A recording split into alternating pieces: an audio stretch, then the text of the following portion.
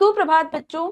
आज हम आपकी पाठ्य पुस्तक हिंदी के पाठ 8 का अध्ययन करेंगे, जिसका शीर्षक है बूढ़ी काकी। तो चलिए पाठ को पढ़ते हैं और जानते हैं बूढ़ी काकी की कहानी के विषय में विस्तार पूर्वक। पाठ 8 बूढ़ी काकी। पाठ में प्रवेश करेंगे। एक अकेली बूढ़ी औरत का हमारे समाज में क्या हश्र होता है, इसका अत्यंत मार्मिक चित्रण प्रेमचंद ने अपनी कहानी बूढ़ी काकी में किया है। बुढ़ापा एक प्रकार से बचपन का ही पुनरागमन होता है। सारी इंद्रियां शिथिल पड़ जाती हैं एक स्वादिंद्रिय को छोड़कर। तो यहाँ पर लेखक हमें बता रहे हैं कि बुढ़ापा मतलब बहुत ही बुरा माना गया है और उस समय प्राणी की क्या हालत हो जाती है, कैसा व्यवहार समाज के लोगों के द्वारा उसके साथ होने लगता है। यही इस कहानी में बहुत ही सुंदर बहुत ही मतलब मार्मिक ढंग से लेखक ने बताने का हमें प्रयास किया है। एक तरीके से अगर हम माने तो बुढ़ापा बचपन का पुनरागमन है। पुनरागमन मतलब कि जैसे बचपना होता है ना, वैसे ही बुढ़ापे में इंसान की स्थिति काफी वैसे ही हो जाती है। तो हमारी जो इंद्रियां हैं उन पर हमारा बस नहीं रहता, केवल जो हमारा जो स्वाद इंद्रिय है वही काम कर रहा होता है बुढ़ापे में। स्वादिष्ट भोजन की लालसा बूढ़ी काकी को ऐसी अमानवीय स्थिति में ले जाती है, बहु रूपा शर्म से पानी पानी हो जाती है। इसके साथ ही हमारा दिल भी रो उठता है। उसका तिरस्कार और अपमान दिल में टीस भर देता है। अपमान दिल में टीस भर देता है। बूढ़ी काकी जैसे व्यक्तियों की संख्या दिनों दिन बढ़ती जा रही है, विशेषतः बड़े शहरों में। इस संदर्भ में ये कहानी आज भी अर्थवान है। काकी जैसे व्यक्ति संपूर्ण समाज और परिवार के लिए कसौटी के समान है, जिसके आधार पर हम अपने इंसान कहे जाने की पात्रता को परख सकते हैं। तो यहाँ पर बूढ़ी काकी के माध्यम से हमारे समाज की स्थिति दिखाई है कि समाज में बूढ़ों के साथ कैसा व्यवहार किया जा रहा है, और एक तरीके से ये हमें समझाता है कि आगे चलकर हमें भी ऐसी स्थिति में पहुंचना है, बूढ़ा होना है, तो हमें ऐसा व्यवहार नहीं करना चाहिए किसी। मतलब एक तरीके से ये जो पाठ है बच्चों, हमें हमारी तस्वीर दिखाता है, हमारे समाज की तस्वीर दिखाता है। यह पाठ प्रेमचंद की कहानी का नाट्य रूपांतर है, जिसमें कहानी की आत्मा को सुरक्षित रखकर मंचन के योग्य रूप दिया गया है। बच्चे नाट्य विधा से परिचय प्राप्त करने के साथ साथ इसका मंचन भी कर सकते हैं। तो बच्चों ये प्रेमचंद जी की कहानी है, लेकिन यहाँ पर इसको नाटक के रूप में प्रस्तुत किया गया है। ठीक है, तो पढ़ते हैं। सबसे पहले पात्र परिचय जान लेते हैं। बूढ़ी काकी उम्र है 65 से 70 वर्ष। फिर आता है बुद्धिराम, जो जिसकी उम्र 35 वर्ष और ये काकी का भतीजा है। रूपा, बच्चों जो रूपा है वो इसकी उम्र 30 वर्ष और ये बुद्धिराम की पत्नी है। लाडली उम्र 9 वर्ष है, ये बुद्धिराम की बेटी है। सुखराम है, उम्र 16 वर्ष है और ये बुद्धिराम का बेटा है। तिलक समारोह में आए कुछ स्त्री पुरुष मेहमान सेवक आदि, ये सारे हमारी कहानी के पात्र है, नाटक के पात्र है। अब पहला दृश्य शुरू होता है। दृश्य 1, मंच पर सूत्रधार का प्रवेश। सूत्रधार सूत्रधार यानी कि जो बता रहा है इस नाटक के बारे में कि नाटक में क्या क्या दिखाया जाएगा, ये कैसा है। ठीक है, स्टार्टिंग जो करता है वो क्या अच्छा है, क्या बुरा है, क्या सही है, क्या गलत है, ये समझना मुश्किल भी है और आसान भी। आइए पहले नाटक के पात्रों से आपका परिचय करवा दूं, शायद यही इसका उत्तर दे दे। काकी की ओर इशारा करके, ये है हमारे नाटक की नायिका बूढ़ी काकी। तो सभी पात्रों से वो कहता है कि मैं परिचय करवा देता हूं, जो बता रहा होता है नाटक के बारे में, और इसके माध्यम से आप ही पता लगा सकते हैं कि कौन अच्छा है कौन बुरा, और ये पात्र भी आपको इसका उत्तर देंगे। पति, तो सबसे पहले बूढ़ी काकी के बारे में बताता है। पति को स्वर्ग सिधारे जमाना गुजर गया, बेटे थे जवान, उन्हें भी खुदा ने बुला लिया। ऐसे में भतीजा उन्हें घर ले आया। बुद्धिराम की ओर इशारा करके, ये है काकी के भतीजे बुद्धिराम। चालाक काइयां, चालाक है मतलब बहुत चालाक, और काइयां यानी कि जो इससे थोड़ा सा भी पैसा खर्च ना हो, वो है ये। बूढ़ी काकी को खूब सब्जबाज दिखाए, लंबे चौड़े वादे किए और उनकी सारी संपत्ति अपने नाम लिखवा ली। इसने क्या करा कि पहले सब्जबाग मतलब कि हरियाली हरियाली दिखाना, मतलब ये बताया कि सब कुछ अच्छा अच्छा करेंगे हम तुम्हारे साथ, ऐसा खाना ऐसा पीना देंगे, तुम्हारा ध्यान रखेंगे, और सारी संपत्ति अपने नाम करवा ली। बहुत लंबे लंबे इन्होंने वायदे वायदे किए थे काकी से। ये है उनकी धर्मपत्नी रूपा, बदमिजाज, जिनका स्वभाव अच्छा नहीं है लेकिन भगवान से डरने वाली है। एक आम गृहस्थन, जैसे कि एक आम गृहिणी होती है, घर के काम काज करने वाली, उस टाइप की ही है ये है इनके 2 बच्चे। सुखराम, कल ही इनका तिलक होने वाला है। दादी उसे भी फूटी आंख नहीं सुखाती, दादी को पसंद नहीं करता सुखराम। रोकती टोकती जो है, और ये है लाडली, काकी की भी लाडली। लाडली को काकी भी पसंद करती है और सब पसंद करते हैं। तो बच्चों यहाँ पे ण बना हुआ है, ण नहीं होगा ड आएगा। ठीक है, बिंदी हटा देंगे तो डा बन जाएगा। पूरे घर में दादी की एकमात्र दुलारी, जिसे दादी से लगाव है, मतलब लाडली ऐसी जिसे दादी प्यार करती है और ये दादी को प्यार करती है, यानी कि बूढ़ी काकी की यहाँ पर बात हो रही है। सूत्रधार मंच से जाता है प्रकाश, बूढ़ी काकी की कोठरी पर हाथ में मिठाई लिए लाडली का प्रवेश। अब जो कहानी यानी कि हमारे जो नाटक को बताने वाला था वो मंच से चला जाता है। अब जो हमारे नाटक का दृश्य शुरू होता है, बूढ़ी काकी की कोठरी को दिखाया जाता है और वहां पर लाडली मिठाई लेकर अंदर आ रही है। लाडली कहती है, काकी काकी देखो माँ ने मुझे क्या दिया। काकी कहती है क्या? तो बच्चों यहाँ पे ड है, सही है, ये बार बार मैं आपको बता रही हूँ, ना नहीं है, ड है, इसलिए मैं आप यहाँ पर लाडली पढ़ रही हूँ। लाडली को तो कोई था नहीं, लाडली, ठीक है। लाडली लाडली क्या बताती है काकी को? बालूशाही दो भैया को और दो मुझे, पर भैया मेरी भी छीन लेना चाहता है। अब तुम्हारे पास बैठकर खाऊंगी, भैया तो तुमसे डरता है, यहाँ नहीं आएगा। तो लाडली कहती है कि दो दो बालूशाही मिली थी मुझे और भैया को, लेकिन भैया ने तो मेरी भी एक ले ली और ये भी वो खाना चाहता था, इसलिए मैं यहाँ पर आ गई। वो आपसे डरता है, यहाँ नहीं आएगा। तो काकी का भी मन ललचाने लगता है। मिठाई को देखकर, बूढ़ी है, उसे हर चीज नहीं मिलती है खाने के लिए, ललचाकर कहती है बालूशाही एक ठो मुझे भी दे दो। एक मांगने लगती है कि मुझे भी एक दे दो, अरसा हो गया कुछ मीठा खाए, बहुत दिनों से मैंने कुछ मीठा नहीं खाया।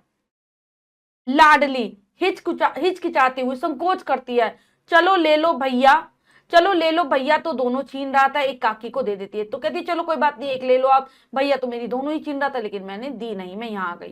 काकी खाते हुए खाने लगती है, बोलती है कितनी मुलायम है, कितना स्वाद भरा है इनमें, बहुत मुलायम है। अरे एक और मांग ला माँ से, मेरे लिए एक और मांग के ले आ, कहती है अपनी लाडली से, कहती है लाडली। ना बाबा ना, माँ सो रही है, जगाया तो डांटेगी भी। रूपा कोठरी से बाहर दौड़ जाती है, काकी पीछे से पुकारती है। तो वो कहती है नहीं नहीं, मैं नहीं लाऊंगी मांग के, माँ सो रही है और मुझे डांटेगी और मारेगी भी। यहाँ पर रूपा कोठरी से बाहर दौड़ जाती है, नहीं लाडली, यहाँ पे अगर लाडली बाहर चली जाती है दौड़कर और काकी उसे बुलाती रह जाती है। काकी, बिटिया जरा माँ से कहकर एक बालूशाही, बात अधूरी रह जाती है। रूपा जब तक जा चुकी होती है, तो यहाँ पर लाडली आएगा। वो कहने ही वाली होती कि मेरे लिए भी माँ से एक बालूशाही मांग कर लिया, लेकिन माँ से लाडली चली जाती है। अब अगला दृश्य, दृश्य 2।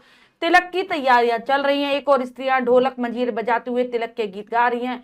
भाग दौड़ मची हुई है। तो यहाँ पर उनके घर में, काकी के घर में उत्सव है, तिलक का उत्सव है, बच्चे का तिलक होना है और उसके लिए पूरी तैयारियां चल रही हैं, गाना बजाना हो रहा है, तिलक के गीत गाए जा रहे हैं, ढोलक बजाई जा रही है। बुद्धिराम झुंझलाते हुए, परेशान होते हुए कहता है, कोई काम ठीक से नहीं करता, पता नहीं वक्त पर कहाँ गायब हो जाती है। अरे ओ रूपा, माँ कहाँ है तेरी? तो वो कहता है कि कोई काम इस घर में सही से नहीं हो सकता, पता नहीं जब समय हो तो ये रूपा कहाँ चली जाती है। लाडली से पूछता है, तेरी माँ कहाँ है? रूपा पल्लू से हाथ पहुंचते हुए, काहे को चीख पुकार मचाए हो? देवी माँ थोड़ी हूं, दो ही हाथ है मेरे, क्या क्या करूं? तो रूपा आ जाती है, कह देती है कि फालतू में तुमने चीख पुकार मचाई हुई है, मेरे दो ही तो हाथ है, धीरे धीरे ही तो काम करूंगी एक एक कर।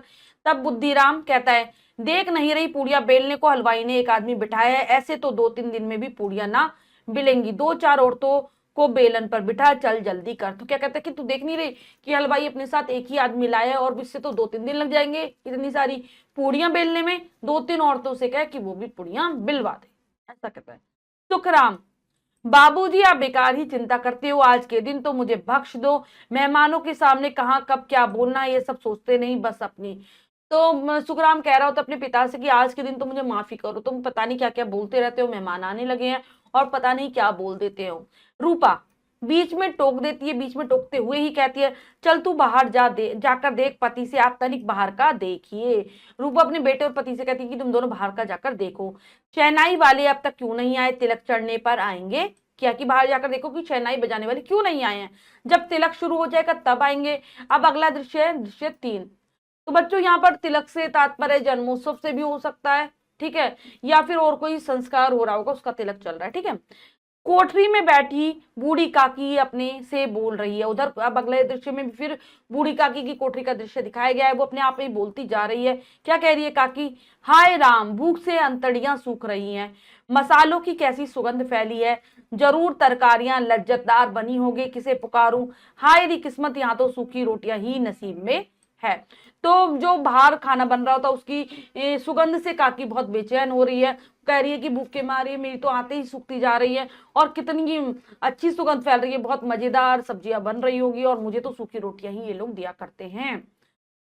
मेरे ऐसे भाग कहाँ की गर्मा गर्म पूड़ियां कचौड़ियां खाने को मिले। रूपा तो आज आने से रही, नाच मटक रही होगी अपनी सहेलियों के साथ। तो कहती है मेरी किस्मत में नहीं दी भगवान ने गरम गरम पूड़ियां खानी, और रूपा तो आज बिल्कुल यहाँ नहीं आएगी। वो तो अपनी सहेलियों के साथ नाच गाने में लगी होगी, खूब सज सबर कर नाच रही होगी। हुड़दंगी सुखराम तो यहाँ झांकने से रहा, और सुखराम तो यहाँ बिल्कुल भी नहीं आएगा, क्योंकि उसको तो दंगा फसाद से ही फुर्सत नहीं मिलती, हुड़दंग मचाने वाला बच्चा है। किससे पूछूं, कोई ये ही बता जाए क्या क्या क्या पकवान बन रहे हैं, कैसी गोल गोल फूली फूली कचौड़ियां कढ़ा में छन रही होंगी, वहां अजवाइन इलायची की महक खूब छूट रही है, जरूर बड़ी स्वादिष्ट होंगी। सुबह से कोठरी में पड़ी हूँ, पोते का तिलक है, मुझे जरूर खोज रहे होंगे। किसी ने पूछा कि दादी कहाँ है। तो वो सोच रही होती कि इतनी सुंदर सुंदर पूड़ियां कढ़ाई से निकल कर आ रही होंगी, इलायची, उनमें से इलायची और अजवाइन की सुगंध आ रही होगी। और मतलब कोई इतना ही बता दे कि कोई आएगा ही नहीं आज तो इस तरफ, कोई इतना ही बता दे क्या क्या खाने में बन रहा है, क्या क्या पकवान बन रहे हैं। और यही सोच रही होती है, बहुत स्वादिष्ट बन रही होगी, और मैं तब से कोठरी में ही पड़ी हूँ कि किसी ने पूछा भी नहीं कि दादी का है, आज तो पोते का तिलक है, बाहर आ जाए। लंबी सांस छोड़ती हुई, लंबी सांस छोड़ती है। बूढ़ी देह अब किस काम की है, मेरा बूढ़ा शरीर किसी काम का नहीं है। दौड़ दौड़ कर कामों में हाथ बटाती तो कोई पूछता, चलो घिसट घिसट कर ही सही, कढ़ा तक पहुंचकर देखूं तो सही। घिसट घिसट कर दरवाजे के पास पहुंचती है, दर्द भरा संगीत। तो वो कि अगर मेरा शरीर सही होता, मैं दौड़ भाग करती, काम इनका करवाती, तभी मुझे मेरी पूछ होती, बिना काम के तो किसी की पूछ नहीं होती। चलो घिसट घिसट कर ही अपनी कोठरी से बाहर जाती हूँ और देखती हूँ कढ़ा के पास जाकर कि क्या क्या बन रहा है। ठीक है, अब वो घिसट घिसट कर वहां पहुंच जाती है, दर्द भरा संगीत गूंजने लगता है वातावरण में। दृश्य 4 है, गीत संगीत चल रहा है, लोग टोकरी या थाल लिए इधर उधर आ जा रहे हैं। ठीक है, उत्सव की तैयारियां तो भागा दौड़ी चल रही है। एक व्यक्ति कहता है, अरे ओ भौजी, पंडित जी ठंडाई मांग रहे हैं। रूपा, भैया भंडार में बाल्टी में धरी है, वहां दीनू बैठा है, दे देगा, जाके ले आओ। तो कोई ठंडाई मांग रहा है, कोई कुछ मांग रहा है, तो ये काम धंधा यहाँ पर चल रहा है।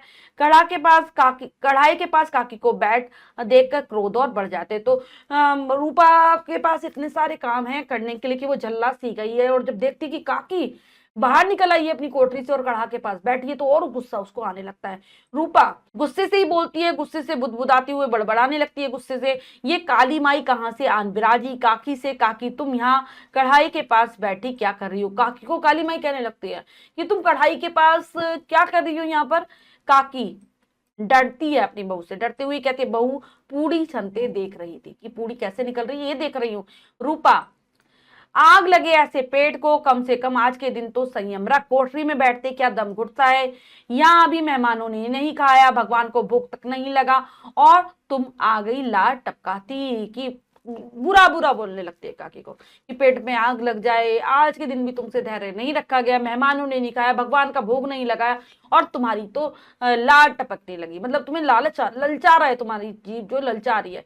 काकी, बहू मैं तो इतना ही कह पाती है। रूपा फिर बोल देती है, गुस्से से दांत पीसने लगती है, गुस्सा आ रहा था उसे बहुत, कहती है, बस भी करो, जल जाए ऐसी जीभ, लोग देखेंगे तो क्या कहेंगे, बुढ़िया को भरपेट खाना नहीं देती बहू, नाक कटवा कर ही दम लोगी, पेट है कि कुआ, अब बैठी मुझे क्या ताक रही हो, चुपचाप कोठरी में जाकर बोलो। तो मतलब और बुरा बुरा बातें कहती है कि लोग सोचेंगे खाना नहीं देती ऐसी, तुम यहाँ पर लात टपका रही हो और आग लग जाए तुम्हारी जीभ में, बहुत कुछ, कि वहीं जाकर कोठरी में बैठो, कुआ पेट है या कुआ, ये सब बोलती है, बुरा बुरा, इतना बुरा बुरा कि कोई नहीं सुन सकता। बच्चों इतना गलत व्यवहार कर रही होती है रूपा बूढ़ी काकी के साथ, आप देख रहे हैं कहानी के माध्यम से। बूढ़ी काकी घिसटती हुई आंचल से मुंह पोंछती कोठरी की ओर जाती है। तो बूढ़ी काकी घिसट घिसट कर अपनी कोठरी में चली जाती है, बार बार अपने पल्लू से अपना चेहरा पोंछ रही होती है। कुछ लोग आपस में खुसफुसाकर बातें करते हैं, कुछ लोग आपस में कानों कानों में बातें करने लगते हैं। अब अगला दृश्य, दृश्य 5, पंगत में बैठे लोग खाना खा रहे हैं, साथ साथ खाने की और तिलक की प्रशंसा भी कर रहे हैं। तो पंक्ति में लोग बैठे हैं, खाना खा रहे हैं और प्रशंसा कर रहे हैं, बढ़ाई कर रहे हैं कि खाना बहुत स्वादिष्ट बना है। एक मेहमान कहता है, वाह क्या तिलक चढ़ा है, थाल चांदी का है, कम से कम 1.25 सेर का तो होगा, ऊपर से 5 सोने की गिन्नियां, कितना बढ़िया इन्होंने तिलक किया है। थाली चांदी के थाल में 5 सोने की गिन्नियां भी रखी हैं। दूसरा व्यक्ति परोसते हुए व्यक्ति से, अरे भैया बस करो अब और हलवा मत डालो। तो मना करता है कि और खाना नहीं चाहिए, हलवा मत डालो। तीसरा व्यक्ति, भैया जी थोड़ा तो और लो, केसर वाला है, तो देता है, जबरदस्ती देता है कि केसर वाला हलवा है और ले लो थोड़ा सा। चौथा व्यक्ति, पेट पर हाथ फेरते डकार लेते हुए, मजा आ गया, ऐसा स्वादिष्ट भोजन तो अरसे बाद खाए। सभी लोग खाना खा रहे हैं, खाने की तारीफ कर रहे हैं। प्रकाश काकी की कोठरी की ओर। काकी की कोठरी फिर से दिखाई गई। कोठरी में अपनी खाट पर बैठी बूढ़ी काकी आत्मा लाभ करती हो कि बूढ़ी काकी अपने आप को दोष दे रही है, रो रही है। काकी सत्य अपने आप से कहती है, लालत है मुझ पर बहू ठीक कही थी, मैं जल्दीबाजी कर बैठी, भला मेहमानों से पहले घर वाले कैसे खा सकते हैं, सब्र करना चाहिए था। तो कहती है, अपने आप को ही कोस रही होती है कि बहू ठीक कह रही थी, मैंने ही गलती की, जब तक मेहमान नहीं खाएंगे कैसे मुझे खाना मिलेगा, सब्र तो करना चाहिए। सबके सामने कैसे किरकिरी करवा ली अपनी। अब जब तक कोई बुलाने नहीं आएगा मैं नहीं जाऊंगी। अब तक तो पंगत बैठ गई होगी, कोई आवाज नहीं आ रही, क्या सब खा पी चुके, मुझे बुलाने तो कोई आया नहीं। बहू गुस्से में थी, क्या पता छिड़के मारे मुझे अब। तो यही कह रही होती है कि अब तक तो पंगत बैठ चुकी थी, लोग खाने पीने लगे होंगे, खाना खा के जा भी चुके होंगे, लेकिन मुझे कोई बुलाने ही नहीं आया। शायद बहू गुस्से में थी, क्रोध में थी, शायद इसलिए नहीं बुलाया। और अब क्या कहती है आगे, क्या पता चिढ़ के मारे बुलाए ही नहीं, मैं कौन सा मेहमान हूं जो बुलावा भेजेगा कोई, चलो खुद ही देखो। सोचती है कि चिढ़ गई थी वो मुझसे, गुस्से में थी, शायद बुलाया नहीं, इसलिए खुद जाकर देखने लगती है। फिर से बूढ़ी काकी घिसटती हुई पंगत के पास पहुंचती है, वहां पहुंच जाती है जहां पर लोग खाना खा रहे होते हैं। पंगत यानी कि लाइन में बैठकर खाना खा रहे होते हैं। काकी, अरे अभी तो मेहमान खा रहे हैं। सोचती है, बाहर आ जाती है कि अरे अभी तो मेहमान खा रहे हैं। एक मेहमान हैरानी से पूछता है, उसे आश्चर्य होता है कि ये अपाहिज बुढ़िया कहाँ से आ गई, कि ये अपाहिज बुढ़िया आश्चर्य से देखता है कि कहाँ से आ गई है। अपाहिज इसलिए कह रहा होता है क्योंकि बच्चों बूढ़ी काकी का शरीर अब जवाब दे चुका था, उसे चला फिरा भी नहीं जाता था। दूसरा मेहमान, शायद कोई भिखारन है, अरे कोई भगाओ इसे यहाँ से, बुद्धिराम का प्रवेश। तो एक आदमी तो उसे भिखारी नहीं कहने लगता है कि पता नहीं भिखारिन कहाँ से आ गई, इसे भगाओ। तभी यहाँ पर उनका काकी का भतीजा बुद्धिराम आता है। बुद्धिराम क्रोधित स्वर में गुस्से से कहते हैं, काकी तुम यहाँ कैसे आ गई, रंग में भंग डालना जरूरी था क्या, तुम्हें काम खराब करना था, कुछ तो हमारी इज्जत का ख्याल किया करो, हमारी इज्जत के बारे में भी तो सोचो कि हमारा भी तो मान सम्मान है समाज में। चली आई यहाँ किरकरी कराने, हमारी बदनामी कराने के लिए तुम यहाँ पर आ गई। दोनों हाथ से काकी को घसीटता है। काकी विनीत स्वर में प्रार्थना भरे लहजे में कहती है, नाराज क्यों होता है, क्यों मुझसे गुस्सा हो रहा है, बेटा मुझे छोड़ दे, हाथ दुखता है, मुझे अपाहिज पर कुछ तो तरस खा, मेरी बाह उखड़ जाएगी, छोड़ दे, मैं चली जाऊंगी, भूख लगी थी। सो कोठरी के बाहर निकल आई। बहुत कहती है, विनती करती है कि मेरा हाथ मत खींच, मेरे हाथ में बहुत दर्द हो रहा है, मेरी बाह को ही उखाड़ देगा क्या, दर्द हो रहा है, मैं चली जाऊंगी, भूख लगी थी इसलिए आ गई। लेकिन बुद्धिराम उसकी कुछ नहीं सुनता। बुद्धिराम कोठरी का दरवाजा लात मारकर खोलते हुए, चल बैठ अंदर, न कोई शर्म न लिहाज, खबरदार जो कोठरी से बाहर निकले उसे कोठरी में ले जाकर पटक देता है। जोर से दरवाजा बंद करता है। बूढ़ी काकी फफक फफक कर रोने लगती है, करो सके। और बूढ़ी काकी को बहुत रोना आ जाता है, वो जोर जोर से रो रही है, पीछे से करुणामयी संगीत बजने लगता है। अब अगला दृश्य, दृश्य 6। लाडली, भैया बाबूजी काकी पर इतना गुस्सा क्यों करते हैं, उन्हें घसीट कर क्यों ले गए, अगर उनका हाथ टूट जाता तो। लाडली अपने भाई सुखराम से कह रही है कि पता नहीं पिताजी इतना गुस्सा क्यों करते हैं, उनका हाथ खींच कर ले गए, उनका हाथ में कुछ दिक्कत हो जाती, टूट जाता तो क्या होता। सुखराम, तू चुप कर, बड़ी आई काकी की हिमायत करने, जा जाकर अपना काम कर। सुखराम वहां से चला जाता है। तो सुखराम लाडली को डांट देता है कि तू बड़ी बन रही है उनकी हिमायत करने वाली, तरफदारी लेने वाली, जा यहाँ से। अब लाडली, लाडली काकी को जरूर बहुत जोरों की भूख लगी होगी, माँ बाबूजी काकी को खाना क्यों नहीं देते। तो कहती है तो जो लाडली अपने ही मन में बोल रही है कि काकी को तो बहुत जोर से भूख लग रही होगी, पता नहीं पिताजी उन्हें खाना क्यों नहीं दे रहे हैं, मेहमान सारे का सारा थोड़े ही खा सकते, थोड़ा काकी को भी दे देते तो क्या बिगड़ जाता। छोटी बच्ची सोच रही काकी के बारे में कि उसे दे देते तो क्या बिगड़ जाता, इनका क्या बुरा हो जाता, और सारा थोड़ी ना खा जाएंगे मेहमानी। धीरे धीरे मंच पर अंधकार, और फिर मंच पर अंधकार हो जाता है, अंधेरा छा जाता है। अब अगला दृश्य है दृश्य 7। रात का सन्नाटा, कुत्तों की भौंकने की आवाज, काकी की कोठरी में अंधकार और एक लालटेन का प्रकाश। तो पूरा रात में सन्नाटा छा गया है, केवल कुत्तों के भौंकने की आवाजें आ रही हैं, और काकी की कोठरी में भी अंधेरा छाया हुआ है, केवल लालटेन जल रही है। काकी, लगता है घर के सब लोग भी खा पी कर सो गए हैं, किसी ने मेरी सुध न ली, मेरे पोते का तिलक, अंतड़ियां कुलबुला रही हैं, क्या करूं कहाँ जाऊं, बुद्धिराम के आसरे पड़ी हूं, और कौन है मेरा फपक फपक कर रो पड़ती है। बुद्धिराम को जरा भी दया नहीं, जरा तो सोचता कब प्राण छूट जाए। काहे बुढ़िया क्या जी दुखाता है, अपाहिज क्या मांगती हूँ, सोना चांदी बस कुछ रोटियां ही तो। सबके सामने मुझे बेइज्जत करना क्या जरूरी था, कह सकता था काकी थोड़ी देर ठहर जाओ। मेहमानों के जीवने के बाद खा लेना कैसा बेदर्दी से घसीटा, अपने हाथ सहलाते हुए अब भी पिरा रहे हैं चंद पूड़ियों की खातिर। बहू ने भी कितनी खरी खोटी सुनाई, सबके सामने गालियां दी। जलील किया कैसा कलेजा है दोनों का। सहसा दरवाजा खोलकर लाडली का प्रवेश। मतलब सोच रही होती कि कैसे है मेरा भतीजा और उसकी पत्नी है, मेरा सब सो गए, सबने खाना पीना खा लिया और मुझे यहाँ पर इतनी तेज घसीट के डाला कि मेरा हाथ में दर्द हो रहा है। और आज मेरे पोते का ही तिलक और इन लोगों को मुझ पर जरा सी भी दया नहीं आई। मेरी आंतें दुख रही हैं भूख के कारण, लेकिन मुझे किसी ने भी खाना नहीं दिया। कम से कम इतना ही सोच लेता कि मैं तो बुढ़िया हूं, कब अपना शरीर त्याग दूंगी, कब मेरे प्राण निकल जाएंगे। तो बुढ़िया का जी नहीं दुखाना चाहिए, अपाहिज का जी नहीं दुखाना चाहिए। मैं कोई धन दौलत तो नहीं मांग रही, कब केवल खाना ही तो मांग रही हूँ। बहुत मतलब दुखी हो रही होती है, रो रही होती है, तभी आवाज आती है कि दरवाजा खुला है और लाडली अंदर आ रही है। लाडली, काकी काकी देखो मैं क्या लाई हूं तुम्हारे लिए। कहती है तुम्हारे लिए देखो मैं क्या लेकर आई हूँ। काकी, आ मेरी लाडो, आ मेरी गोद में बैठ, क्या बहू ने भेजा है कुछ मेरे लिए। लाडली को अपनी गोद में बिठा लेती है, क्या पूछती है क्या मेरी बहू ने मेरे लिए कुछ भेजा है। लाडली, नहीं काकी मैं लाई हूं अपने हिस्से से बचाकर, पूरी देकर लो खाओ। काकी तो कहती है नहीं नहीं, उन्होंने कुछ नहीं दिया, मेरे हिस्से का जो खाना था उसी में से बचाकर तुम्हारे लिए लेकर आई हूँ। काकी, खाते हुए बड़ी अच्छी है। काकी खाने लगती है जल्दी जल्दी से उठकर, बड़ी अच्छी है। लाडली, पेट भरा। काकी पूछती, पेट भर गया तुम्हारा। काकी, नहीं बिटिया, जाकर माँ से और मांग लाना, कि जा अपनी माँ से और मांग कर ला। लाडली, काकी माँ सो गई है, जगाऊंगी तो मारेगी, अगर मैंने अपनी माँ को जगाया तो मुझे मारेगी। काकी, अब काकी क्या कहती है, अच्छा मेरा एक काम कर, जरा सहारा देकर मुझे वहां ले चल जहां मेहमानों ने खाना खाया था। क्या कहती है कि मुझे अपना सहारा दे और मुझे वहां पर ले जाकर बिठा दे जहां पर मेहमानों ने कुछ खाना खाया था, खाना पीना खाया था। लाडली, काकी वहां कुछ नहीं बचा, बस झूठी पतले पड़ी हैं। बताती है लाडली की वहां कुछ नहीं है, झूठी पतले लोगों की पड़ी हैं। काकी, हाँ हाँ बस ले चल वहां तक। लाडली काकी का हाथ पकड़कर ले जाती है, कहती है कोई बात नहीं, तो मुझे वहीं लेकर चल। लाडली काकी का हाथ पकड़ती है, उसे वहां ले जाती है। काकी, जुग जुग जिए मेरी लाडो, बस अब तू जा। कहती है कि ठीक है, आशीर्वाद देती है कि तू अब यहाँ से चली जा। काकी झूठी पतलों से उठा उठाकर चटकारे लेकर खाती है। रूपा चुपचाप खड़ी देखती है, यहाँ पर बच्चों रूपा नहीं लाडली आएगा। लाडली थी काकी के साथ उस समय। हाँ कितनी स्वाद कचौड़ी है, दही कितना बढ़िया जमा है, मेहमानों ने कितना झूठन छोड़ा, उन्हें क्या दूसरे के माल का दर्द। मार्मिक संगीत बजता है, मंच के दूसरे कोने में रूपा तक पर सोई हुई प्रकाश उसकी हो।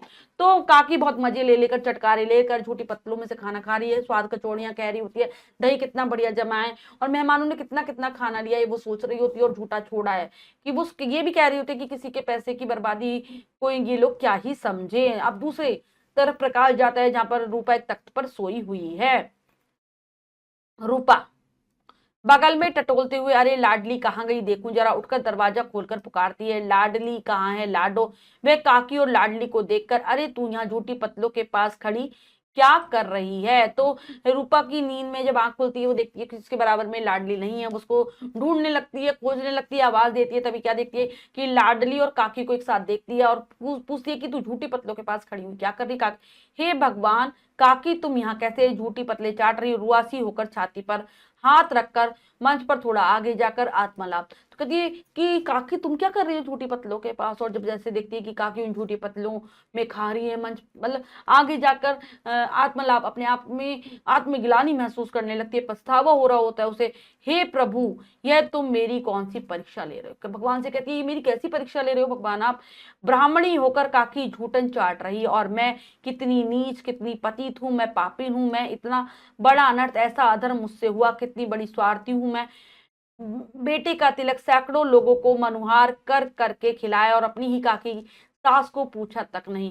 क्यों? क्योंकि ऐसाई है वो, हमारे आश्रय बेसारा सब कुछ ले लिया उनसे, और देने के नाम पर यह क्या किया मैंने। अपने आप को दोष देती है रूपा बार बार कि मैं पापी हूँ, गलत नीच हूँ, गिरी हुई औरत हूँ, और सभी लोगों को मैंने मतलब जबरदस्ती कह कह कर प्रार्थना कर करके खिलाया, और सैकड़ों लोगों ने यहाँ पर खाना खाया, लेकिन अपनी खुद की काकी सास को मैंने खाना तक नहीं पूछा, और वो झूठन खा रही है ब्राह्मणी होकर। मुझसे बड़ा अधर्म हो गया, मैंने बहुत गलत कर दिया इनके साथ, अब मुझे तो भगवान भी माफ नहीं करेगा। और क्यों करा मैंने उनके साथ ऐसा, क्योंकि वो ऐसा आए हैं। मतलब वो समर्थ नहीं है अपना कुछ काम करने में, अपाहिज है और हमारे सहारे रहती है। हमने उसका उनका सब कुछ ले लिया लेकिन हम उन्हें खाना तक सही से नहीं दे पा रहे। ये मैंने बहुत गलत किया, क्या कर दिया मैंने। स्वयं को धिक्कारने का भी नहीं, स्वयं को खूब दोष देती है। दौड़कर रसोई से खाने का थाल सजा कर लाती है, रसोई में जाती है, खाने का थाल सजा कर लाती है। काकी, अरे कौन है, दिखाई भी नहीं पड़ा ठीक से। तो काकी के पास जाती है तो काकी कहती है कि कौन है, दिखाई नहीं दे रहा। रूपा रोते हुए कहती है, काकी मैं रूपा तुम्हारी बहू। काकी घबराकर लाडली को अपने आंचल में छिपाते हुए, बहू लाडू को मत डांटना, हाथ जोड़ती है बहू, मेरे कहने पर ही वो मुझे यहाँ लाई थी, क्या करूं, भूख के मारे सोया नहीं जा रहा था। कांपते हुए हाथ जोड़ती है, माफ कर दे लाडो को। तो वो घबराने लगते कि कहीं लाडली की डांट ना पड़ जाए। अपने आंचल में लाडली को छुपा लेती कि इसने कुछ नहीं किया, मेरे कहने पर ये यहाँ पर मुझे लाई थी। अपनी बहू रूपा के आगे हाथ जोड़ने लगती है कि लाडली को माफ कर दो। रूपा काकी के जुड़े हाथ पकड़कर, काकी माफ तो तुम्हें करना होगा, मुझे मेरा अपराध क्षमा कर दो काकी, भगवान से भी कह दो कि वे हमें क्षमा कर दे। तो रूपा काकी के जुड़े हुए हाथों को पकड़ लेती कि काकी हमें माफ करो, तुम हमसे गलती हुई है, और भगवान से भी कहो कि हमसे जो गलती हुई है, हमसे जो अपराध हुआ है उसको क्षमा कर दे। थाली उनके सामने रखकर निवाला दादी के मुंह में डालते हुए और उनका हाथ अपने सिर पर रखते हुए, थाली काकी के आगे रख देती है, निवाला उनके मुंह में खिलाती है, उनका हाथ अपने सिर पर रख लेती है। पहले कह दो तुमने मुझे क्षमा कर दिया, पल्लू से आंसू पोंछती है। काकी से बार बार प्रार्थना करती है कि कहो कि तुमने मुझे क्षमा कर दिया है। उसकी आंखों से लगातार आंसू बह रहे थे। काकी प्रसन्नता से खुश होकर कहती है, अरे बहू क्या कहती है, अरे क्या कह रही हो तुम सभी तो मेरा सहारा हो, तुम सभी तो मेरा सहारा हो, मैं तुम सबके आश्रय ही तो रहती हूँ। तुम सब सदा सुखी रहो, तुम सब खुश रहो, खूब तरक्की करो, मेरा आशीर्वाद सदा तुम्हारे साथ है, अब मैं खाना खा लूं। रूपा भी रोते रोते मुस्काती है, कहती है कि सब कुछ तरक्की करो, सब कुछ अच्छा हो, मैं तुम्हारे साथ हूँ, आशीर्वाद देती हूँ। और रूपा भी धीरे धीरे मुस्कुराने लगती है। पटाशे पर्दा गिर जाता है। कहानी लिखी है मुंशी प्रेमचंद जी ने। लेखक का परिचय जानेंगे। प्रेमचंद जी का जन्म 31 जुलाई 1880 में उत्तर प्रदेश के वाराणसी जिले के लम्हई नामक गांव में हुआ था। कहां पर हुआ था? वाराणसी का एक जिला है लम्हई, वहां पर हुआ था। इनकी प्रारंभिक शिक्षा वाराणसी में हुई। शुरुआत की जो पढ़ाई है वो कहाँ हुई थी? वाराणसी में। छोटी उम्र में ही पिता की मृत्यु के कारण बचपन आर्थिक संकट में गुजरा। छोटी ही आयु में इनके पिता की मृत्यु हो गई थी, इसलिए बहुत संकटों का सामना करा, पैसे की दिक्कत रही। पारिवारिक समस्याओं के कारण जैसे तैसे बीए की पढ़ाई की, शिक्षा विभाग में नौकरी करते हुए ये सब डिप्टी इंस्पेक्टर ऑफ स्कूल्स हो गए। लेकिन महात्मा गांधी के असहयोग आंदोलन में सक्रिय होने के कारण त्याग पत्र देना पड़ा। राष्ट्रीय आंदोलन से जुड़ने के बावजूद लेखन कार्य सुचारू रूप से चलता रहा। इनका वास्तविक नाम धनपत राय था। इन्होंने लेखन क्षेत्र में प्रेमचंद नाम अपनाया और बाद में ये इसी नाम से प्रसिद्ध हो गए। प्रेमचंद जी आजीवन साहित्य साधना में लगे रहे। सन 1936 में इनका स्वर्गवास हो गया, अंत में इनकी मृत्यु हो जाती है। प्रेमचंद जी ने लगभग 350 कहानियां लिखी हैं, लगभग 350 के लगभग इन्होंने कहानियां लिखी हैं, जो मानसरोवर नाम से 8 भागों में प्रकाशित है। प्रेमचंद जी उच्च कोटि के उपन्यासकार थे। इनके महत्वपूर्ण उपन्यास है सेवा सदन, प्रेमाश्रय, निर्मला, रंगभूमि, गोदान, गबन, कर्मभूमि, कायाकल्प आदि इनके मुख्य मुख्य उपन्यास है। इन्होंने नाटक और निबंध भी लिखे। नाटक और निबंध की रचना भी इनके द्वारा की गई है। अब हम पाठ के शब्दार्थ कर लेते हैं बच्चों। पहला शब्द है यहाँ पर हर्ष, परिणाम, पुनरागमन, फिर से आना, शिथिल, ढीली, स्वादेंद्रिय, स्वाद की इंद्रिय अर्थात जीभ, काइया, धूर्त, चालाक, बख्श, दो, छोड़ दो, लज्जतदार, स्वादिष्ट, शेर, किलो से थोड़ा कम। पहले किलो की जगह शेर के बाट होते थे, पहले के समय में चलते थे। आत्मलाभ, स्वयं अपने से कहना। फिरा रहे हैं, पीड़ा हो रही है। खरी कोटी सुनाना, बुरा भला कहना। जलील, बेइज्जत, पत्तल, पत्तों से बनी थाली। तो ये है पाठ के शब्दार्थ, इन्हें आप बहुत अच्छे से याद कर लेंगे। अब हम कर लेते हैं पाठ का अभ्यास कार्य। पहला प्रश्न है, लिखित प्रश्न में से सही उत्तर वाले गोले को रंगे। प्रश्न में 3 विकल्प हैं, 2 गलत है, 1 सही है। हमें सही विकल्प को चुनना है, सही का निशान लगा देना है। करते हैं। काकी ने सारी संपत्ति किसके नाम पर लिख दी थी?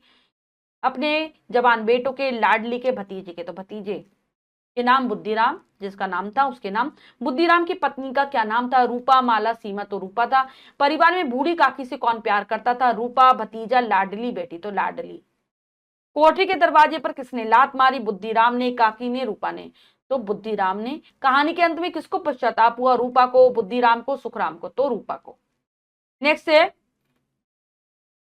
रिक्त स्थानों की पूर्ति कीजिए। तो चलिए करते हैं।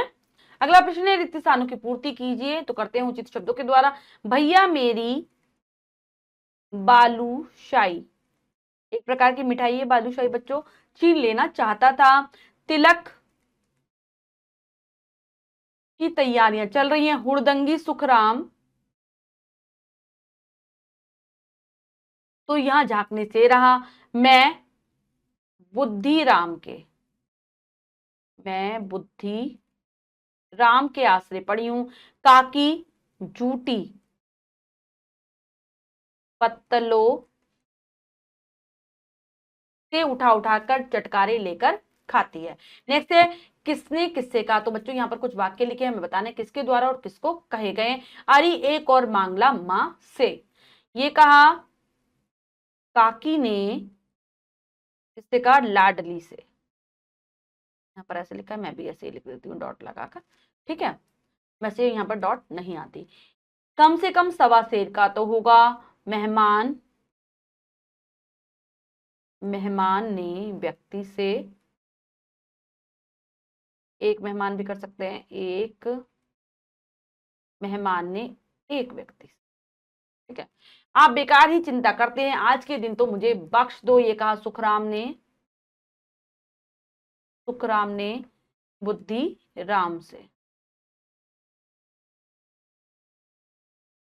रंग में भंग डालना जरूरी था क्या? ये कहा बुद्धिराम ने,